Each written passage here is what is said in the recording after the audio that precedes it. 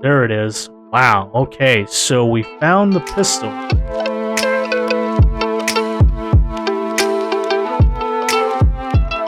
Welcome back to another episode of Emergency Response to Liberty County. Very quickly, boys and girls, I've been told that there is a murder mystery underway. Did you know there's a special Halloween event going on right now for the civilian and police sheriff teams? Check out the bulletin board near your spawn to get started. You guys know I'm absolutely excited to be back, so here we go. Murder mystery case files, alright. Hello, officer. We've got a Halloween murder mystery on our hands. The victim's body was just found. We need some help figuring out who the murderer is. Can you help us out? Not to mention that there will be a hefty reward, bonus cash, XP, and a limited uniform waiting for you once this case is solved. What? That is a whole lot more than we've ever got. Additionally, use a new UV light tool from the lockers to search for hidden bloodstains. Wow, this is already sounding like it's gonna be a good one. I'm giving you the case files. You need to investigate and find evidence. Open the case by clicking this icon. Classified. Instructions. Oh my, let's get started. How to solve the crime. In order for a suspect to be confirmed as the murderer, they must need all three of the following. Means. The suspect had the ability or evidence to commit the crime. Motive. The suspect had a motive to commit the crime. Opportunity. Where was the suspect at the time of murder? You must analyze all of the evidence to determine which suspect has a match for all three. One suspect can be the murderer. How to decode the message. What? Oh my goodness, there's a message now? To decode the encrypted emails, you must learn how to shift the alphabetic text. Begin by writing the alphabet in order on a piece of paper, or you can use the one below. Okay, got it. Next, pick a number amount to move left or right in the alphabet. For example, move the letter H to the right by 4 letters. This would make H become L. Next, use the same method when given a sentence. For example,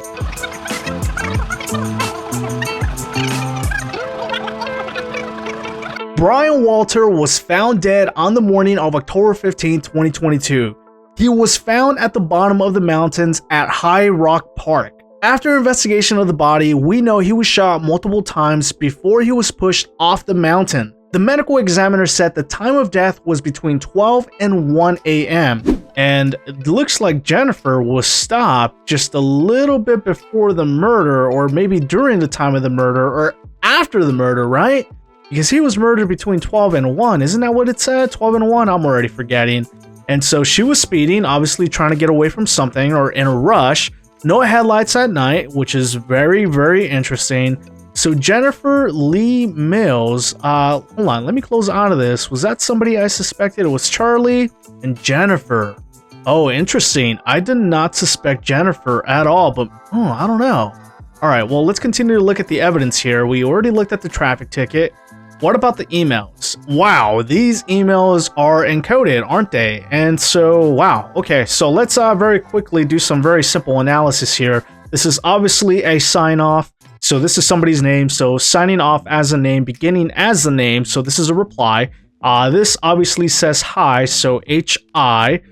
Looks like maybe that's an L or that's an I don't know. And then obviously this would be a name as well. So give me one quick second. Let me try to decipher this. Let me go grab a piece of paper. All right, boys and girls, I am back. And about a minute later, I decided to just simply plug all of this into Excel and use Excel to help me decode this message. So if we jump over to Excel now and we look at the letters, we can clearly see how the letters become another. So if we take a look at the letter K, we now know that that becomes H. If we take a look at the letter L, we know that now becomes I. Understanding all of this, let's go decipher the message. Now that we know that the letters are shifting 3 spaces back, 1, 2, 3 to arrive at both K's, or 23 letters forward going the opposite way, we can now plug in this information to our good old alphabetic shift cipher tool. Yes, that's right, there is cipher tools for this online. All we really had to do was determine the number of spaces one way or the other. So here we go, you guys, join me for this. Alright, Zanies, and through the magic of editing, I've typed in both emails.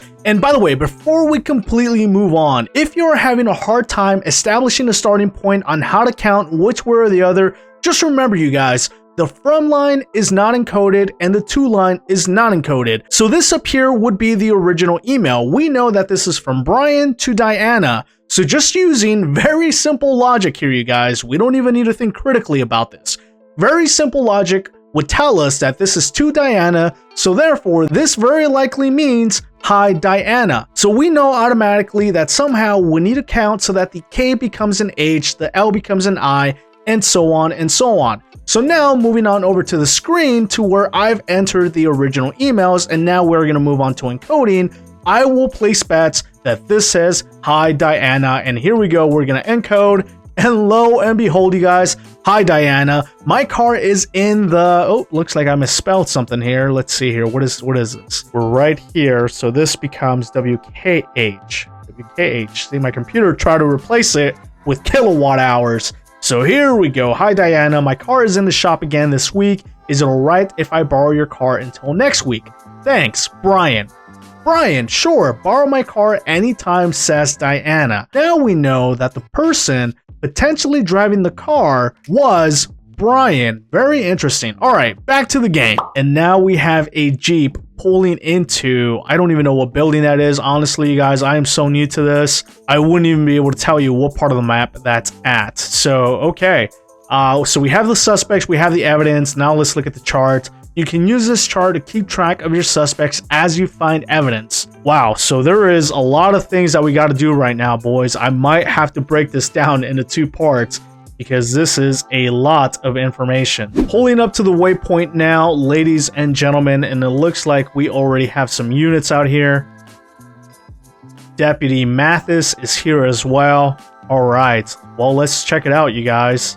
Well, what happened here? Tell me all about it, man. Well, it's the case of Brian Walter, gunshot wounds, and he fell down the mountain. When was the body discovered? Some park staff discovered it around 7 or 8 in the morning on the morning of the 15th. Let's see what this guy has to say. Does this guy have anything to say? I don't think so, and I am all over the body.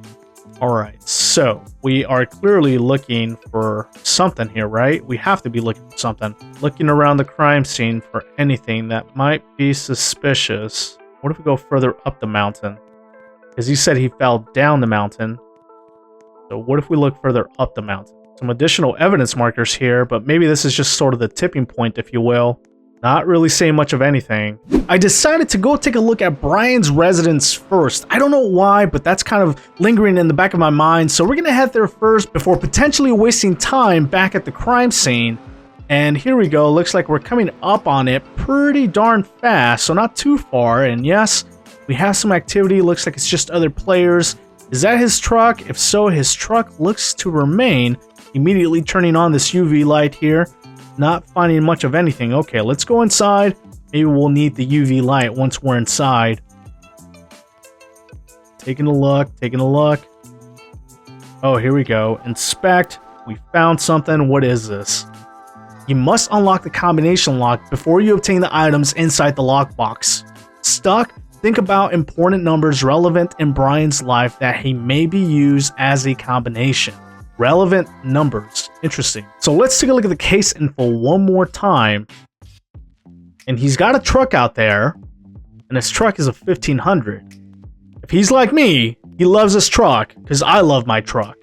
So let's try 1500. It is not 1500. Automatically unlocks when the correct combination is set. So he is not like me. He does not love his truck. What about his address? 9041.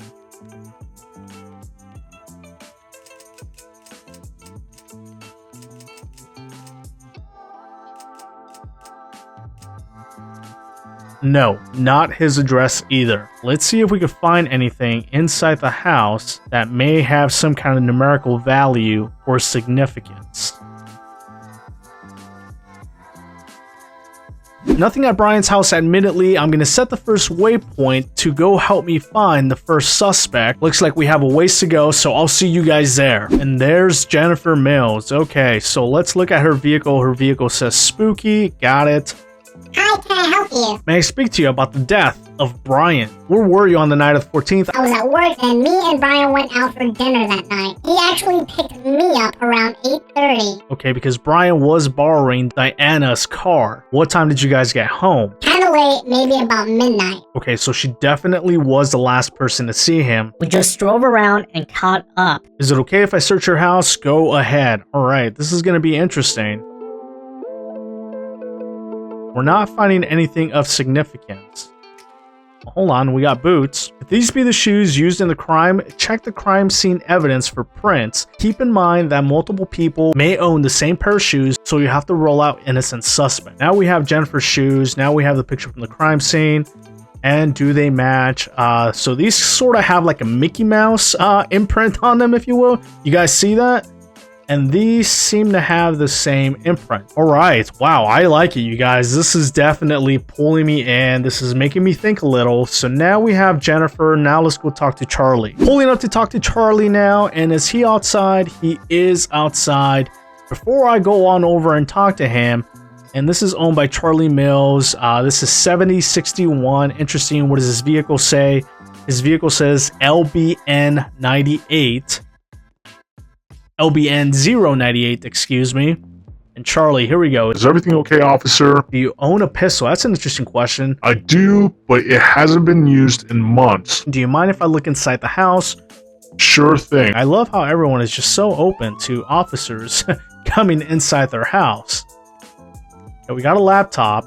We're going to inspect this. Web doctor, why can't I ever fall asleep? And it looks like he's got a little bit of history here. So 1:30 a.m., which is potentially after the murder, right? And his history does not resume again from the 14th to the 15th until a little after 12 o'clock. So there's definitely a few minutes of gap here. That could be because he was, playing Roblox. So we're going to keep looking around the house. Let's turn on the UV light here.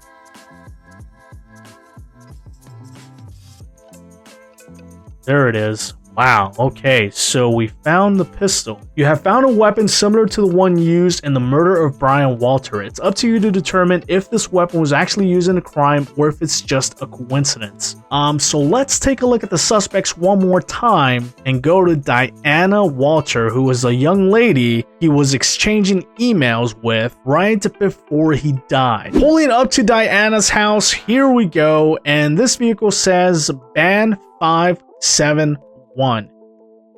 Diana, let's see what you have to say, ma'am. Have you been to High Rock anytime recently? I haven't been there in months. Yes, may I look around? Suit yourself. Oh, I will suit myself, Diana. I will suit myself. I feel like I've been very, very aggressive with that UV light. I'm going to give him the benefit of the doubt. We got some more shoes here and shoe prints. So these shoe prints do not match the crime scene. We're going to keep looking though, see if there's anything else. And I will come back with the UV light, boys. Don't freak out on me if you guys are watching this and you guys are yelling at your screen, Zany, turn on the UV light. I will, you guys, I will. Just patience, patience, patience. And nothing in the laundry room. Okay, so now that we've done that, now we will turn on the UV light.